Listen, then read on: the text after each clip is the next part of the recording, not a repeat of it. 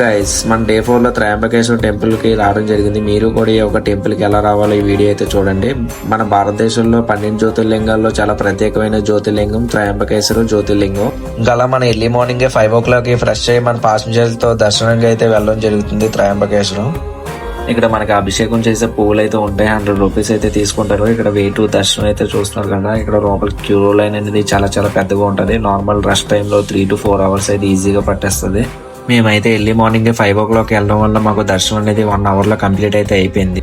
Finally మనం temple లోపలికి అయితే వెళ్ళడం జరుగుతుంది.